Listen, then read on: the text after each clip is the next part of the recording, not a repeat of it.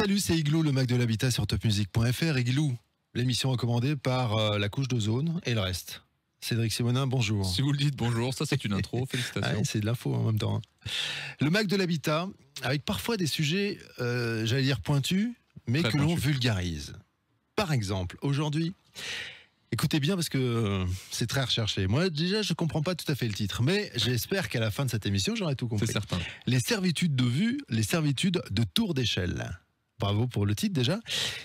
Et bonjour David Gillig. Bonjour Eric, Comment ça va? super, Depuis toujours un très mois. agréable d'être en vos locaux. Ah ben, très agréable de vous recevoir. Surtout avec ce type d'émission, moi je m'éclate comme un fou. Voici donc cette émission autour des servitudes de vue et des servitudes de tour d'échelle. David Gillig, pardon, je rappelle que vous êtes avocat en droit de l'urbanisme. Ce qui est bien pour répondre à ce genre de questions. Au mieux. Et vous êtes avocat associé du cabinet Solaire Couteau et Associés depuis 2003.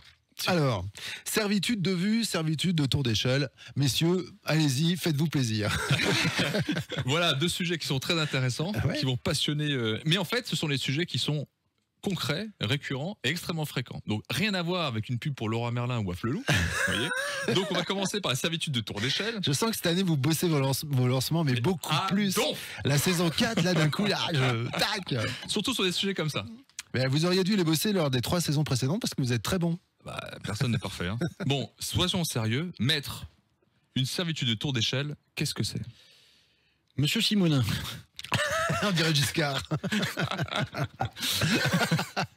Non, les sérieux, sérieux. Les Allez, gars. en sérieux, fait, pardon, servitude autour d'échelle, c'est un droit temporaire et limité qui est donné en quelque sorte à un constructeur pour réaliser des travaux sur une construction existante. Vous avez besoin de mettre un enduit dans le cadre du ravalement de la façade de votre bâtiment. Vous ne pouvez pas, depuis votre fonds, réaliser ces travaux. Vous avez le droit de demander effectivement un droit qui est celui qui vous permet de réaliser ces travaux en empiétant sur le fonds du voisin.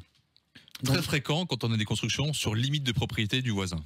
Absolument. Facile. Le cas classique, c'est effectivement une construction qui est sur limite séparative de propriété.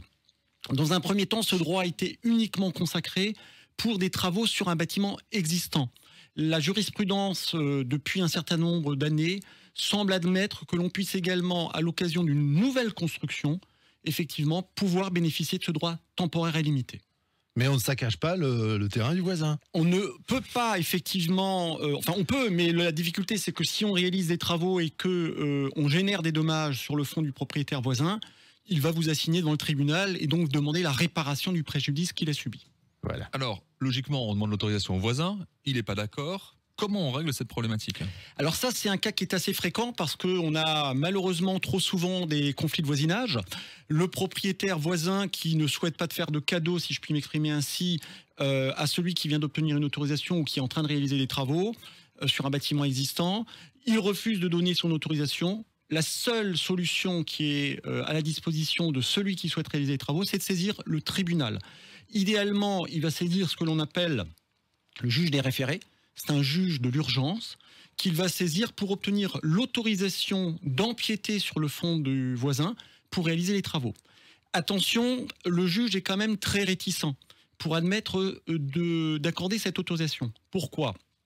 Parce qu'en réalité, on est sur une problématique de droit de propriété. Or, vous savez comme moi que le droit de propriété, c'est un droit qui est sacré, etc. Donc, pour pouvoir porter atteinte à ce droit, il faut vraiment des conditions très particulières. Conditions particulières lesquelles il faut qu'il n'y ait pas d'autre solution technique pour pouvoir réaliser les travaux. Si on a une solution technique qui permet de réaliser les travaux, on n'a pas besoin évidemment d'aller empiéter sur le fonds du voisin. Ou alors, si le coût de la mise en œuvre de la solution technique est totalement disproportionné par rapport à la nature des travaux. Est-ce qu'il faut produire dans ce cas-là l'avis d'un professionnel expert? Oui, je le recommande très vivement. Vous devez effectivement vous entourer d'un avis qui a été établi soit par un architecte, soit par un bureau d'études techniques qui va effectivement certifier qu'il n'y a pas d'autre solution technique pour réaliser vos travaux qu'en passant chez le voisin, ou que le coût de la mise en œuvre de la solution technique, encore une fois, représenterait 5 fois ou 10 fois la valeur des travaux à réaliser. Et est-ce que le voisin peut exiger une indemnité? Absolument. Devant le juge judiciaire, et c'est le juge judiciaire qui finalement fixera le montant de l'indemnisation, le propriétaire voisin pourra demander la compensation du préjudice. Alors, les chiffres qu'on peut annoncer au regard de la jurisprudence, il y a des cas où on a admis que on puisse obtenir, en fonction de la durée de l'empiètement, entre 800 et 1000 euros par mois d'occupation du fonds voisin. Oui, sans prendre en compte les éventuellement dégâts et dégradations Tout à fait, qui elles donnent lieu effectivement à une indemnisation complémentaire et autonome. Est-ce qu'il y a des démarches particulières et vous, en tant qu'avocat, quels sont les conseils que vous pourriez donner? Comme toujours, pour s'entendre bien avec le voisinage, la démarche que je peux évidemment conseiller d'entreprendre, c'est d'aller voir le voisin avant de faire quoi que ce soit, d'aller le rencontrer pour lui expliquer la situation, le cas échéant avec cet avis du bureau d'études techniques ou d'un architecte en disant qu'il n'y a pas d'autre solution alternative que d'aller sur sa propriété, lui indiquer la nature des travaux qui seront réalisés, lui indiquer la durée prévisionnelle des travaux et lui indiquer finalement la solution qui sera proposée. Ça pourrait être une solution par le haut via effectivement des treillis, soit une solution au sol par la mise en place d'échafaudages. Ok.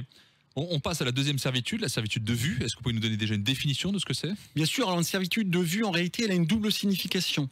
Je ne peux pas réaliser un balcon, je ne peux pas réaliser une fenêtre qui donne une ouverture à moins d'1,90 m du fond voisin. Ça, on n'a pas le droit de le faire, c'est l'article 678 du Code civil qui l'interdit. Inversement, on ne peut pas réaliser une construction qui viendrait en quelque sorte supprimer une vue que le voisin a sur notre propre fond. Exemple classique, il y a plus de 30 ans, j'ai réalisé une ouverture en limite séparative de propriété, j'ai une vue sur le fond voisin, vous obtenez un permis de construire, ce permis de construire prévoit l'implantation d'un bâtiment qui est à moins d'1,90 m de ma fenêtre, c'est la violation d'une vue. Donc ça c'est le droit, il y a des devoirs qui sont associés à... Alors si vous voulez, le devoir c'est encore une fois de respecter cette règle de retrait d'1,90 m. D'accord. Maintenant, est-ce qu'on peut faire le distinguo, parce qu'on le voit souvent, vous savez, ces murs en briques de verre, etc. Est-ce qu'on peut faire le distinguo entre cette servitude de vue et ces fameux murs en briques de verre Bien sûr, donc ce qu'on appelle les pavés ou les briques de verre, effectivement, ça ne crée pas au sens juridique une véritable vue. C'est simplement un moyen d'obtenir le passage de la lumière, donc ce n'est pas assimilable à un droit de vue, de sorte qu'un constructeur peut valablement, si vous voulez, s'appuyer sur un bâtiment qui bénéficie d'une brique de verre, de la même manière que celui qui souhaite construire en limite séparative de propriété peut parfaitement mettre une brique de verre sans que ça constitue la violation d'une servitude de vue. Et si par exemple un constructeur vient supprimer cette brique de verre en s'implantant finalement devant, on n'obtiendra pas la démolition du bâtiment.